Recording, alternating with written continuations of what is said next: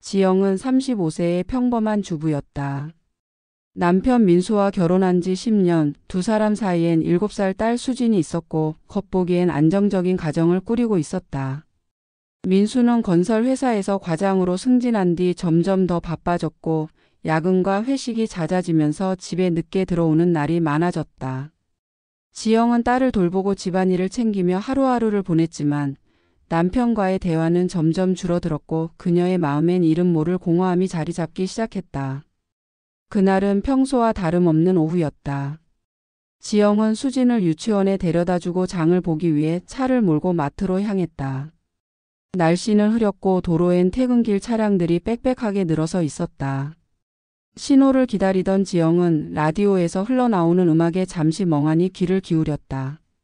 그 순간 뒤에서 쿵 하는 둔탁한 소리와 함께 차가 살짝 앞으로 밀렸다. 깜짝 놀란 지영이 백미러를 보니 뒤에 있던 검은 세단이 그녀의 차 범퍼에 부딪힌 것이었다. 지영은 한숨을 내쉬며 차에서 내렸다. 아, 오늘 왜 이러지? 그녀는 혼잣말을 중얼거리며 상황을 확인하러 갔다. 뒷차의 운전자도 문을 열고 나왔는데 그는 30대 후반쯤으로 보이는 남자였다. 키가 크고 어깨가 넓은 그는 약간 흐트러진 셔츠 차림에 피곤한 표정을 짓고 있었다. 남자는 지영을 보자마자 고개를 숙이며 말했다. 정말 죄송합니다. 제가 잠깐 한눈을 판 사이에 괜찮으세요? 지영은 남자의 말투에서 진심을 느꼈다. 네, 저는 괜찮아요. 차만 조금 긁힌 것 같네요. 그녀는 차 범퍼를 확인하며 대수롭지 않게 넘기려 했다. 남자는 다가와 자신의 차와 지영의 차를 번갈아 살피더니 말했다. 제가 다 알아서 할게요. 그는 주머니에서 명함을 꺼내 내밀었다. 명함엔 김태현 건축 디자이너라는 직함과 전화번호가 적혀 있었다. 지영은 명함을 받아들며 살짝 당황했다. 아, 네, 그럼 그렇게 하죠. 태연은 미안한 미소를 지으며 말했다. 정말 죄송해요. 제가 병원에 모셔다 드릴까요? 마음이 너무 불편해서요. 지영은 손사래를 치며 거절하려 했지만 태연의 부드럽고 진솔한 태도에 마음이 흔들렸다. 아니에요, 괜찮아요. 그냥 보험 처리만 해주시면. 그녀는 말을 흐렸고 태연은 고개를 끄덕이며 전화기를 꺼내 보험사에 연락을 시작했다. 보험사 직원이 현장에 도착하고 상황을 정리하는 동안 두 사람은 자연스럽게 몇 마디를 주고받았다. 태연은 이혼한 지 2년 된 돌싱남이라고 자신을 소개했다. 혼자 살면서 정신없는 날이 많아요. 오늘 같은 날은 더 그렇고요. 그는 씁쓸하게 웃으며 말했다. 지영은 그의 말에서 묘한 동질감을 느꼈다. 그녀 역시 결혼 생활 속에서 점점 더 혼자라는 느낌을 받고 있었기 때문이다. 사고 처리가 끝난 뒤 태연은 다시 한번 사과하며 말했다. 혹시 불편하시면 언제든 전화 주세요. 제가 책임질 테니까요. 지영은 고개를 끄덕이며 차에 올라탔지만 태연의 목소리와 그 미소가 머릿속에서 쉽게 지워지지 않았다. 집으로 돌아오는 길, 그녀는 문득 남편 민수가 이런 사소한 일에도 자신에게 관심을 가져준 적이 언제였는지 떠올리려 했다. 기억은 흐릿했고 마음 한구석엔 작은 파문이 일기 시작했다. 사고 이후 며칠이 지났다.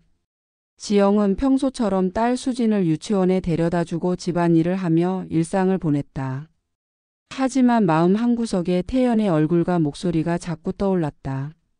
그냥 우연일 뿐이야. 그녀는 스스로를 다독이며 애써 잊으려 했다. 그러던 어느 날 오후 휴대폰에 낯선 번호로 메시지가 왔다. 안녕하세요. 김태연입니다. 차 수리 다 되셨는지 궁금해서 연락드렸어요. 불편한 곳 없으시죠? 지영은 잠시 망설이다 답장을 보냈다. 네, 수리 잘 됐어요. 괜찮습니다. 연락 주셔서 감사해요. 태연의 답장은 금세 돌아왔다. 다행이네요. 마음이 좀 놓입니다. 그날 너무 당황해서 제대로 사과도 못한 것 같아요. 커피라도 한 잔 대접하고 싶네요. 괜찮으시면요. 지영의 손가락이 핸드폰 위에서 멈췄다. 거절해야 한다는 생각과 호기심이 뒤엉켰다. 결국 그녀는 네라고 짧게 답했다. 다음 날 지영은 태연과 동네 근처의 조용한 카페에서 만났다.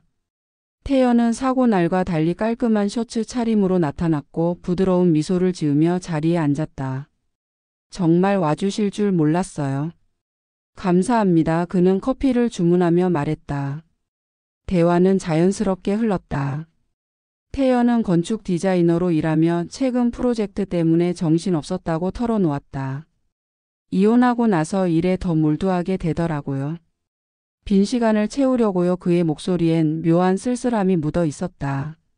지영은 자신도 모르게 자신의 이야기를 꺼냈다. 저도 요즘 좀 외롭다고 느낄 때가 많아요.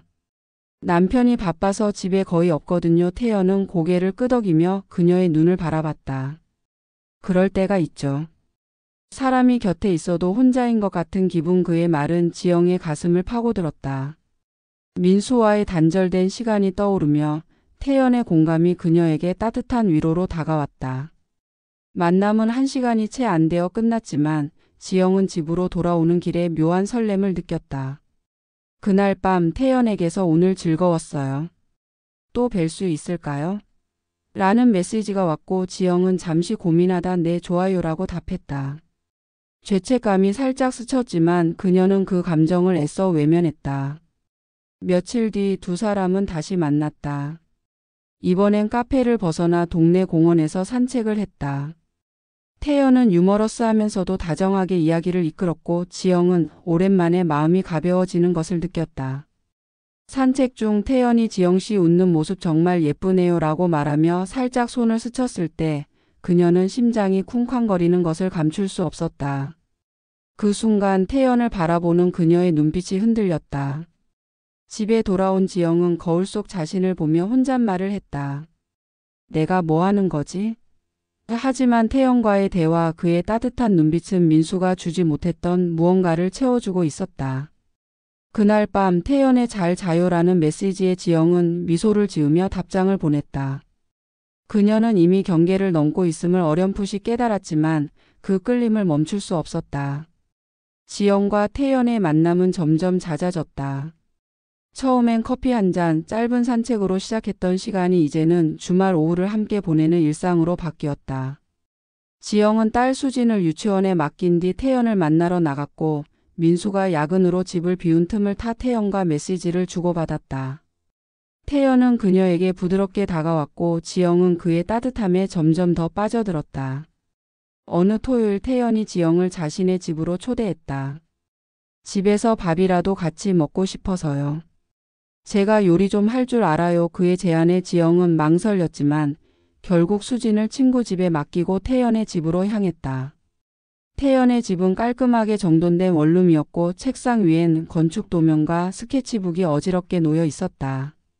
그는 미소 지으며 지영을 맞이했고 약속대로 파스타와 와인을 준비했다. 식사 중 태연은 지영의 손을 살짝 잡으며 말했다. 지영 씨가 옆에 있으니까 요즘 하루하루가 다르게 느껴져요. 지영은 얼굴이 붉어졌지만 그의 손을 뿌리치지 않았다. 와인 한 잔이 더해지자 분위기는 점점 더 가까워졌다. 결국 두 사람은 서로를 끌어안았고 금지된 선을 넘었다. 지영은 태연의 품에서 오랜만에 느껴보는 열정과 위로에 취했다. 민수는 나를 이렇게 보지 않아. 그녀는 마음속으로 스스로를 다독였다. 하지만 그날 밤 집으로 돌아온 지영은 거울 속 자신의 모습을 보며 혼란스러웠다. 죄책감과 설렘이 뒤섞인 감정은 그녀를 잠 못 들게 했다. 태연은 다음날 아침 어제 행복했어요 라는 메시지를 보냈고 지영은 미소와 함께 답장을 보냈다. 그녀는 점점 더 깊은 감정의 소용돌이에 빠져들었다. 그러나 비밀은 오래 숨길 수 없었다. 어느 날 서울 외곽의 카페에서 지영이 태연과 함께 있는 모습을 민수의 회사 동료가 우연히 목격했다. 민수는 처음엔 터무니없다고 웃어넘겼지만 동료의 진지한 말투에 의심이 싹 텄다. 지영이가 다른 남자랑? 설마. 그는 불안한 마음을 애써 눌렀다. 그날 밤 민수는 지영이 잠든 틈을 타 그녀의 휴대폰을 확인했다. 잠금 화면을 풀자 태연과의 메시지가 눈에 들어왔다. 보고 싶어. 언제 또 볼까? 나도 너만 생각나. 민수의 손이 떨렸다. 분노와 배신감이 그를 휩쓸었다. 그는 지영을 깨우지 않고 조용히 방을 나와 거실에 앉았다. 머릿속은 혼란으로 가득 찼다. 지영은 잠에서 깨어나 민수가 없는 침대와 어두운 거실을 보며 불안한 예감을 느꼈다. 그녀의 비밀은 이제 더 이상 숨길 수 없는 지경에 이르렀다. 민수는 지영의 휴대폰에서 태연과의 메시지를 발견한 순간부터 밤잠을 이룰 수 없었다. 그 메시지는 짧았지만 두 사람 사이에 흐르는 친밀함과 은밀한 뉘앙스를 담고 있어 민수의 가슴을 찢어 놓았다. 처음에는 착각일지도 모른다고 스스로를 다독였지만 시간이 갈수록 분노와 배신감이 그의 온몸을 잠식했다. 지영이 평소처럼 아무렇지 않게 행동하는 모습은 그를 더욱 미치게 만들었다. 단순한 의심으로 끝낼 수 없다는 생각에 민수는 더 확실한 증거를 찾아내기로 결심했다. 다음 날 아침 민수는 회사에 전화를 걸어 급한 사정이라며 휴가를 냈다. 지영이 집을 나서는 모습을 기다렸다가 그녀의 동선을 몰래 뒤쫓기 시작했다. 지영은 평소처럼 딸 수진을 유치원에 맡긴 뒤 차에 올라탔다. 민수는 자신의 차를 멀찍이 세우고 그녀가 보이지 않을 만큼만 거리를 두며 조심스럽게 따라갔다. 지영의 차는 익숙한 길을 벗어나 낯선 동네로 향했다. 좁은 골목과 오래된 건물들이 늘어선 그곳은 민수가 한 번도 와본 적 없는 곳이었다. 마침내 지영은 작은 아파트 앞에 차를 세웠다. 그녀는 망설임 없이 차에서 내려 1층 복도를 따라 걸어가더니 어느 문 앞에 멈춰 서서 현관문을 두드렸다. 문이 열리고 태연이 나타났다. 그는 환한 미소를 지으며 지영을 맞이했고 두 사람은 자연스럽게 안으로 들어갔다. 문이 닫히는 소리가 민수의 귀에 선명하게 들렸다. 민수는 차 안에서 그 광경을 지켜보며 숨을 쉴 수 없을 만큼 가슴이 조여왔다. 분노와 슬픔이 뒤섞인 감정 속에서 그는 차에서 내려 아파트 주변을 서성였다. 머릿속은 혼란으로 가득했고 이대로 돌아갈 수는 없다는 생각이 그를 붙잡았다. 결국 그는 결심을 굳히고 지영이 들어간 집의 현관문으로 다가갔다. 초인종을 누르고 택배 왔습니다. 잠시 후 문이 살짝 열렸고 민수는 망설이지 않고 문을 밀며 안으로 들어갔다. 집 안은 작고 소박했다. 거실을 지나 방으로 들어서자 민수의 눈앞에 펼쳐진 광경은 그를 얼어붙게 만들었다. 지영은 침대에 속옷 차림으로 누워 있었다. 지영은 민수를 보자마자 놀라며 몸을 일으켰고 태연은 당황한 표정으로 얼어붙은 듯 움직이지 않았다. 민수는 아내의 모습을 보며 한동안 말이 나오지 않았다. 그녀의 눈빛에서 느껴지는 당혹감과 죄책감, 그리고 그 뒤에 숨겨진 미묘한 감정들이 그의 마음을 더 아프게 찔렀다. 좌절감이 밀려오는 가운데 민수는 더 이상 참을 수 없었다. 그는 태연을 향해 주먹을 날렸다. 한 번, 두 번 억눌린 분노가 폭발하며 태연의 얼굴을 강타했다. 태연은 저항하지 않고 맞고만 있었다. 피가 그의 입가에서 흘렀지만 그는 고개를 숙인 채 가만히 있었다. 지영은 소리를 지르며 민수에게 달려들었다. 그만해 민수야. 제발. 그녀는 태연을 감싸며 민수를 밀어냈다. 그 모습에 민수는 어이가 없었다. 아내가 다른 남자를 보호하는 모습, 그 남자를 위해 자신을 막아서는 모습은 그의 상상을 초월하는 배신이었다.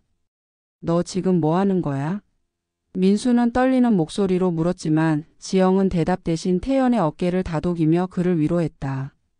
민수는 더 이상 그곳에 있을 수 없었다. 분노와 허탈함이 뒤엉킨 채 그는 집을 나와 차로 돌아왔다. 집으로 돌아오는 길 내내 민수의 머릿속은 복잡했다. 지영과의 결혼 생활, 수진을 키우며 쌓아온 시간들, 그리고 태연이라는 존재가 그 모든 것을 무너뜨린 현실이 그를 괴롭혔다. 집에 도착한 그는 문을 잠갔다. 그리고 소파에 앉아 멍하니 벽을 바라보며 생각에 잠겼다. 앞으로 어떻게 해야 할지, 이 배신을 어떻게 받아들여야 할지 그의 마음은 끝없는 혼란 속으로 빠져들었다. 며칠 뒤 태연은 민수를 폭행죄로 고소했다. 경찰 조사가 시작되었고 민수는 억울함과 분노를 토로했지만 태연의 얼굴에 남은 멍과 지영의 증언이 그를 불리하게 만들었다.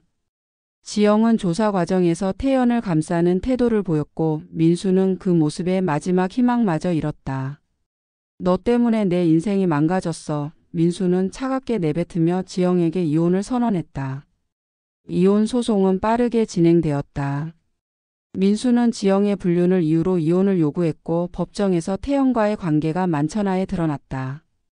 지영은 딸 수진의 양육권을 지키려 했지만 판사는 그녀의 부정행위를 이유로 민수에게 양육권을 주었다. 민수는 추가로 태연을 상간남으로 고소하며 위자료를 청구했다. 태연은 소송에 대응하며 지영과의 관계를 끝내기로 결정했고 지영에게 이제 우리 각자 살 길을 찾아야 할 것 같아요 라며 거리를 두었다. 소송이 끝난 뒤 지영은 작은 원룸으로 이사했다. 수진을 잃고 태연마저 떠난 그녀는 홀로 남아 무너진 삶을 되돌아봤다. 민수는 수진을 데리고 새 출발을 준비하며 지영과의 모든 인연을 끊었다. 지영은 창밖을 바라보며 자신이 선택한 길의 대가를 깊이 깨달았다.